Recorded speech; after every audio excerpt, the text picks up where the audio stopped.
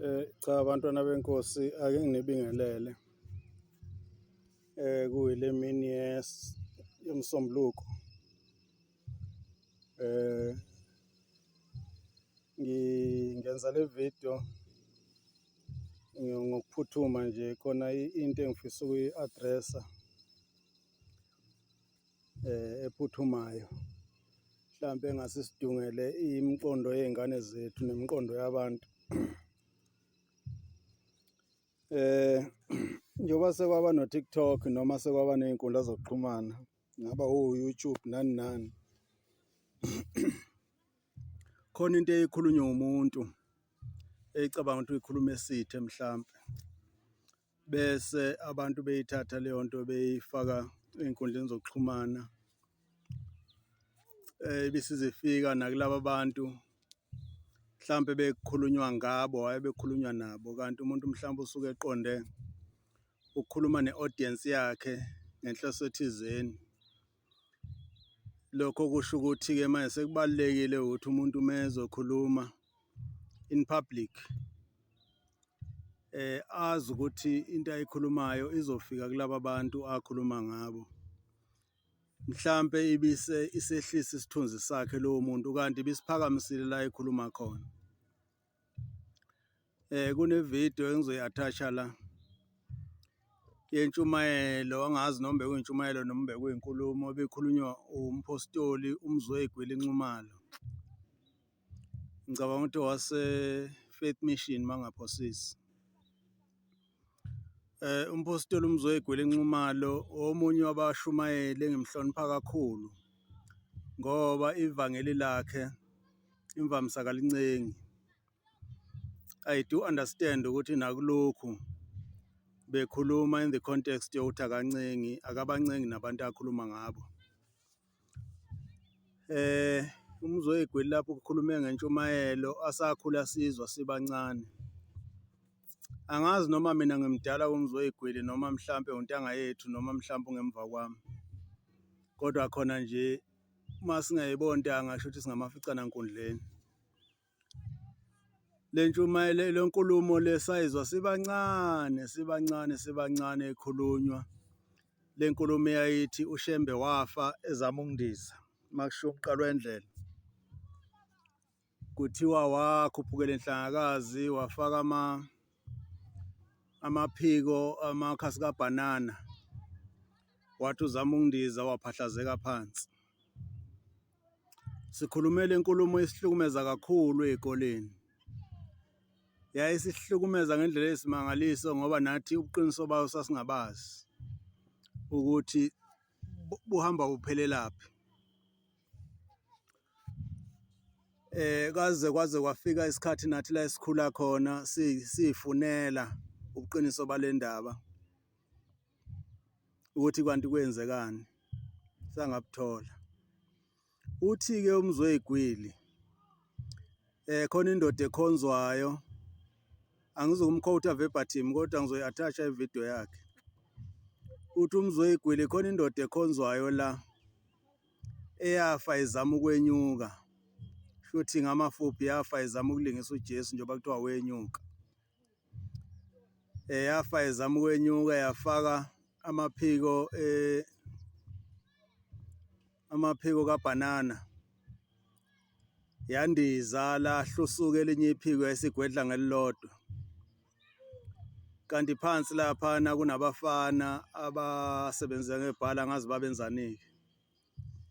Lithe mase lihlusuka nalo lelinye iphiko yayisimemeza ethi susani ibhala ngoba yayisiwa isiyophahlazeka phansi. Yaphahlazeka-ke kwachitheka ubuchopho badliwa izinja, kungakho-ke laba bantu abayikhonzayo bengayifuyi izinja. Well, even though engambizanga ngegama, kodwa thina siyazi ukuthi leyo nkulumo isuke iqondiswe kuShembe umqalo wendlela. Siyakwazi lokho, naye he cannot deny that, but asikho esimeni sokuthi mhlambe sithi simthatha legally kuleyo nto, cha. He was speaking on the premises of ipulpit. Umuntu okhuluma kupulpit kufanele umphendule ngama-facts. Njengoba ngisho ukuthi uMzweyigwili bengimhlonipha kakhulu. Khona intshumayelo ekayishumayela la uMzweyigwili ngaze ngayi-athasha la kwenye ama-group ami noma ngayi-forward ethi bona bayiwa amaKristu kodwa babafundi ngoba amaKristu kwakuyisidelelo esasidelela abantu ababafundi bakaJesu, which is true. Kwakuyintshumayelo nje enhle kabi leyo efundisayo ukuthi abantu kufuneka izinto bangathathi into enegative bese behamba nayo i-negative injalo just because ishiwo ama-masters abo. So benginento yokuthi uMzweyigwili he is too much above le nkulumo lentshumayelo ayishumayelile. It is too low kunaye ngoba nginebelief yokuthi uMzweyigwili uyazi ukuthi akekho umuntu ongandiza.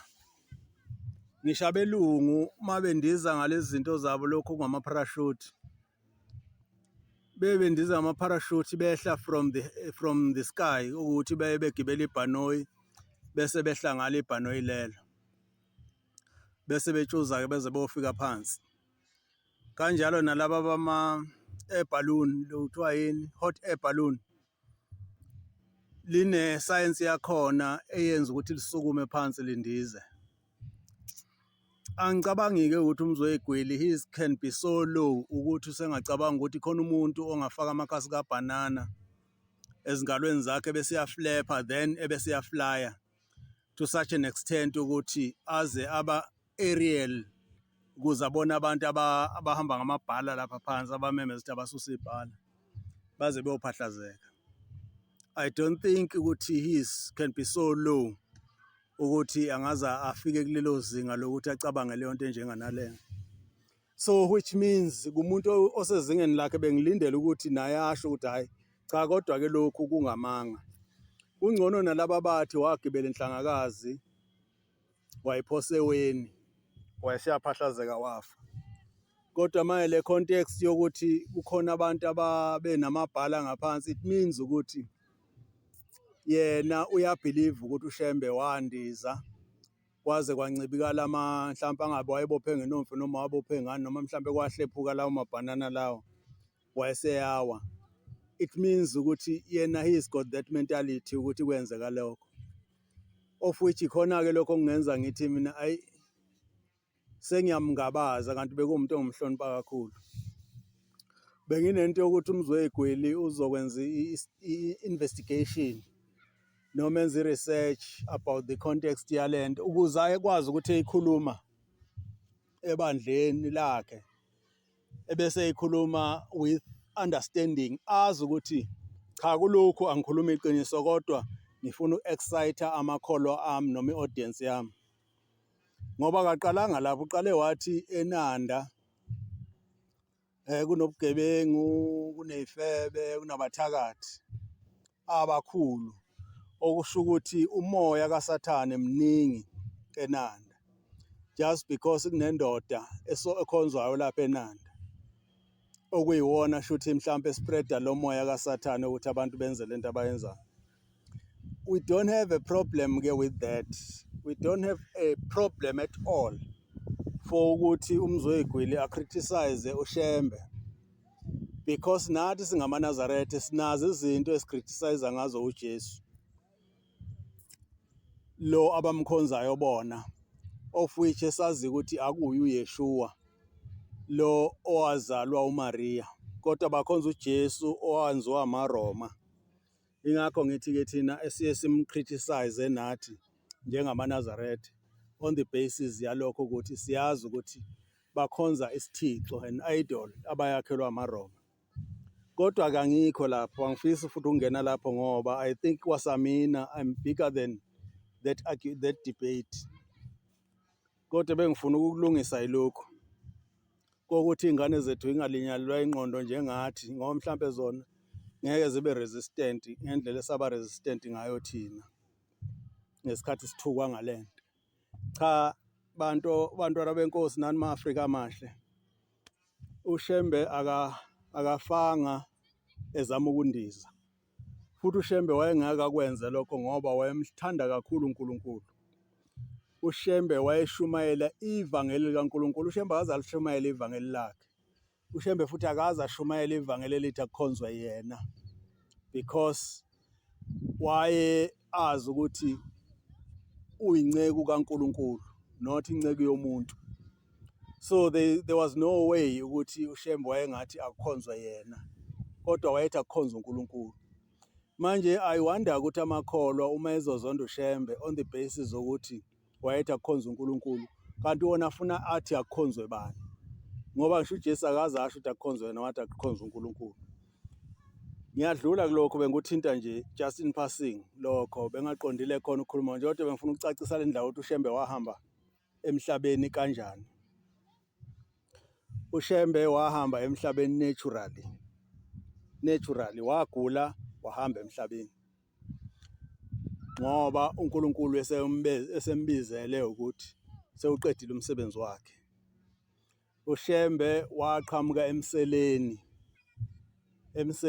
wagibela isitimela wafika wehla eMaphosa yiKwambonambi. Wayesehamba ngeenyawo esuka eMaphosa eya kwaMbonambi, kwesenkosi uMbonambi, emzini wakhe owayethi seMikhayideni, okwakuwukuthi Michael's Eden. Mayefika-ke lapha eMikhayideni wahlatshwa ukugula, uShembe wahamba emhlabeni ngomhla ka-2 kuMeyi 1935. eMikhayideni noma lapho kwaMbonambi eRichards Bay area ayikho intaba. Uma ungaya kuma-archives ufune about i-death kaShembe ka-1935, kuma-archives Nyempangeni noma iKwa-Home Affairs noma ikuphi angazi, kodwa nje uyazi wena ukuthi ungacinga kuphi. Uzothola ukuthi in 1985 ngabo-9 ekuseni uShembe wahamba emhlabeni through i-sickness, okuwukuthi kwaba ukufa akuthola ngokulunywa isinambuzane esithizeni engingazi ukuthi yini, kodwa kuthiwa abelungu bathi i-red water, owaye eyithole ngesikhathi eqhamuka ngapha emseleni, ngoba wayesehambe kakhulu waze wajuluka, umjuluko wanamathela emzimbeni, waze walunywa-ke leso sinambuzane esamfakela lokhu kufa. Kwathi makulanda udokotela ukuthi udokotela azomelapha phela, wafika udokotela wathi cha, uShembe une-red water, uma engamjova angasinda. Wathi uShembe no, akangamjovi, because uShembe wayekholelwa ekuthenini uma ugula, uma ufa, kuyintando kaNkulunkulu, akuyintando yomuntu. So-ke intando kaNkulunkulu ngeke uyiphikise. Wayengawavumelekisha amakholwa akhe ukuthi adle imithi, ngisho la esilungu imithi ayengayileta alone ukuya esibhedlela, ayingayi ngisho esibhedlela amakholwa kaShembe. So naye-ke akayanga esibhedlela, wathi nje mangigula uNkulunkulu esengibiza ngizohamba, angiphikile. Wambiza uNkulunkulu wahamba, walandwa eMkhayideni. Njengoba ngisho ukuthi uma ungayo kuma-archives ungayithola leyo nto, ngoba phela ngaleso sikhathi uma umuntu esehambile emhlabeni akabe saba owakho njengomnikazi womndeni, uba ngokahulumeni. Suke usulidinga igunya likahulumeni lokumtransport on the public road. So kuwukuthi-ke kufanele uthole i-removal order ne-burial order. So kuwukuthi uma ungaya lapho ungafika uyithole leyo nto eshoyo ukuthi wahamba kanjani emhlabeni. So it is disingenuous for umuntu owumshumayeli ukuthi ashumayele lento eyayikhulunywa ama-missionaries, ngoba ama-missionaries ashumayela lento ngoba efuna ukudestroya ilegacy kaShembe, noma efuna ukukriticize, ngoba azama ngakho okusemandleni ukuthi aqede ngokushumayela kaShembe, ngoba ayethi ama-missionaries uShembe ubuyisela abantu emuva, ubashumayela ivangeli eselaphela elingasekho. Seshumayela ivangeli elibuyisela umthetho, kanti umthetho ama-missionaries asawuqeda. Awuqedelana ama-missionaries, awuqeda ngoba kwakuwumthetho kaNkulunkulu, kanti wona ayengafuni ukukhonzwa uNkulunkulu, ayefuna ukukhonzwe ngendlela yawo amaRoma in particular. Romans ayeseshumayela-ke leli ivangeli lokuthi uShembe wandisa. Siyazi ukuthi wonke amabandla ama-Protestant from the Roman Church a-protesta aphuma e-Roman Church, ngabe yiliphi ibandla elikhona aphuma. So lento le is an orchestrated, well planned propaganda eyathi ukuze siqede ngoShembe funeka sithi wafendiza. Kodwa ke thina njengama-Africans, as Africans, asisakwazi ke nokudefenda umuntu wakithi by inviting logic kulento njengoba ade ngisho ukuthi it is illogical lokho bekushiwo umpostoli uNxumalo, because there is no way that you can rise up to the sky and fight gravity by amakhasi kabhanana. That is so illogical. But because naye befuna ukcriticize lokho acriticize is fine, we do accept that. Kodwa esifunayo thina ukuthi sicaciseke ukuthi lokho abekusho it is malicious and has got bad intentions. Naye nje ukuthi aqamba amange umfundisi kuyisono lekho, noma singasaphili ngaphansi komthetho kodwa kuyisono, ngoba lokho kwakuthiwa ungaqanjwa amanga ngomakhelwane wakho is still valid namanje, noma kuthiwa sisekho ngaphansi komthetho but it's still valid. That's why ukwazi ukuthi uboshelwe uqamba amanga noma usuwishwe suweshela ukuthi uqambele umuntu amanga, because it is illogical, it is illegal. So ilokho bafowethu bengizama ukuthi ngikuphuthume ngikuchazise ngoba ngiyayibona yasabalala lento kaMzoyigwili, but ke we don't care, we don't mind. Thina njengamaNazaretha akukho esikudingayo. Shembe usifundise konke ngoJesu, Shembe usifundise konke ngoNkulunkulu. So we don't have any beef, kodwa sesenzele ukuthi isizukulwane sethu nezizukulwane ezizayo singabi nento wrong, untested evidence. So ilokho bengithi angikusho bafowethu, inkosi nibusise. Ngoba ungabathola ngisho nala kwaZulu Natal abantu abakholwa umuntu okwazama ukunyuka. Angazi noma wayenza isubsidy yamakhasi kabhanana yini ukuba gwedle ngawo. Kwenyukeka futhi ibangana ngoba uyazi yalisithi uma sifuna ukudayisa, uyabona isithi uma sikudayisa sikunikeza ama-meters ambalwa nje ukuthi ubhede bese siyakulahla. Kwenyukeka futhi ngalawo makhasi kabhanana wathi uma isephezulu la nosuke lokuqala kwagwedla ngelilodwa. Kuthiwa kwakuney'ngane lapha ithutha amatshe ngamabhala phansi eweni. Ingane zazithuthela amatshe njasemhleni zingazi khona i-emergency zoba khona. Uma selinosuke lesibili esewa kuthiwa wameme kwathi susana amabhala ebheke phansi. Uyabona ke uma ungathi ukholwa kuye waphahlazeka ke ubuchopho basazi kaphansi izinja zabudla. Usungathi ukukholwa ungayidli ungayifuyisha kanti cha akukhona ukukholwa ngoba xasola ukuthi lento yadla ubuchopho bukababa lento. Akukhona ukukholwa yasuke yacasula lento yadla ubuchopho bukababa. Alibonga igama kaJesu. Mana ke uyabona ukuthi kuwumusa ukusindiswa, kuwumusa ukukholwa, ngoba asizikhethelanga ukuba singabi labo bantu abalandela umuntu ebe ezama ukulingena izulu kulanga angeneka. Thina sikholwa owabonwa enyuka wazi wayolingena, ngoba into enginegaranti ngazi ungaqiniseka kanjani ukuthi uzolingena izulu landela umuntu yena ongalingenanga yena, owathi uyaqonda ngqo uyolingena kwahlulekeka. Njengoba kwahluleka yena nje wena uyolingena kanjani wena ubukholwa uye ubhizi ufaka istika sakhe nentshebe engashefiwe ethi thanda mina baba, uyolingena kanjani wena yena engalingenanga yena?